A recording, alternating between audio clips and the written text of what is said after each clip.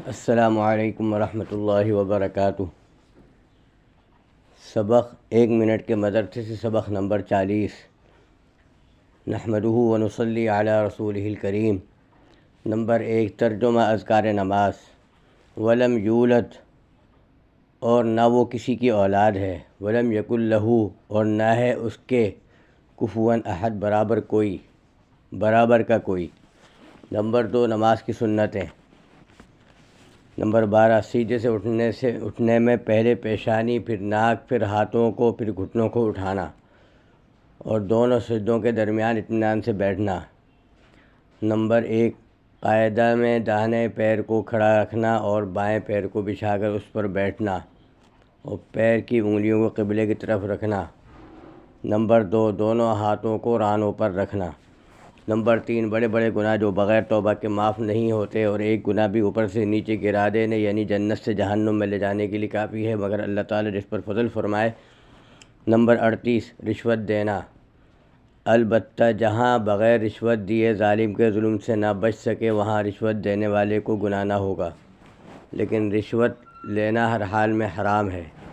Number 39، شراب پینا۔ Number 40، شراب پلانا۔ نمبر 4، گناہ کے نقصانات جو دنیا میں پیش آتے ہیں۔ نمبر 38، دنیا کی محبت اور موت سے نفرت کرنے سے بزدلی پیدا ہوتی ہے، اور دشمن کے دل سے رعب دور کر دیا جاتا ہے۔ نمبر 39، رسول اللہ صلی اللہ علیہ وسلم کا ارشاد ہے، جب اللہ تعالیٰ بندوں سے گناہوں کا انتقام لینا چاہتے ہیں تو بچے بکثرت مرتے ہیں اور عورتیں بانجھ ہو جاتی ہیں۔ نمبر 40، اللہ تعالیٰ حاکموں کے دلوں میں رعایا کے لیے غضب و غصہ پیدا فرما دیتے ہیں، پھر وہ ان کو سخت عذاب اور سزا کی تکلیف دیتے ہیں۔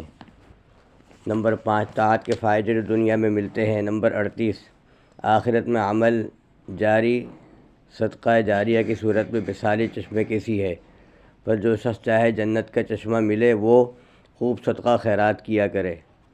نمبر 39، آخرت میں دین کی صورت مثالی لباس کی ہے، پس جو شخص چاہے اسے جنت میں خوب عمدہ لباس ملے، وہ دین و تقوی کو مضبوط پکڑے۔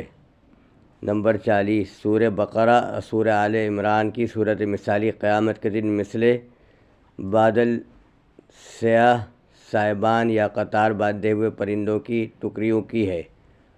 جو شخص چاہے کہ قیامت کے دن سائے میں ہو تو وہ ان صورتوں کی تلاوت کیا کرے۔ میرے چینل کو سبسکرائب کریں اور گھنٹی کو بٹن کو دبائیں، اور اپنے دوستوں میں زیادہ سے زیادہ شیئر کریں۔ ویڈیو پسند آئے تو کمنٹ باکس میں اپنی رائے کا اظہار لازمی کریں۔ جزاکم اللہ۔